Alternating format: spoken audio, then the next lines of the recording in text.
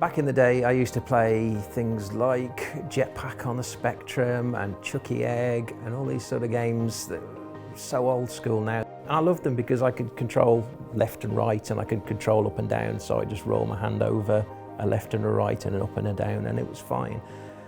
And then over the years you then move on to things like an Atari, which had a joystick, which was really good, and one button, so that was fine. But then obviously the new technologies come through and the new super consoles, and they are fabulous, but they have more buttons than I can cope with. The bumpers and the triggers, I just can't really use them, which made it a lot more difficult for me, especially as things like the racing games, which I loved, are powered by the triggers on the back of the controller.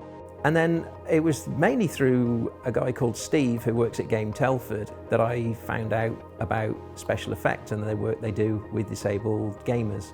I've got a positive reply, come down, come see us, come play games. And we sat in this very same room, asked me how I played games, so I got into my contorted positions of how I was trying to use triggers and how I couldn't really use both triggers at the same time or any of the bumpers.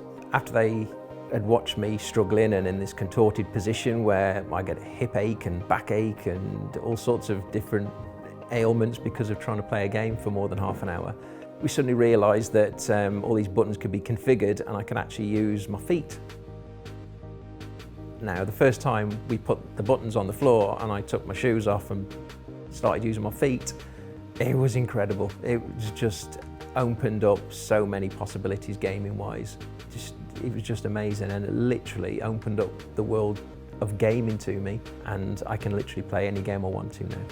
On earlier consoles, myself and my son Taylor could play a lot of games and we could compete quite nicely, but with these newer consoles, as soon as they started having triggers on the back of the controllers, he kind of got away from me. But now that I can actually get to the triggers, I can now beat him on Forza, whether it be Horizon or whether it be Motorsport. The balance of power has been addressed and I'm now blowing him away, giving it the beans down the straights, slamming on the brakes because I can, and taking the corners on a racing line rather than through a wall, and I can now beat the boy, and that's what it's all about.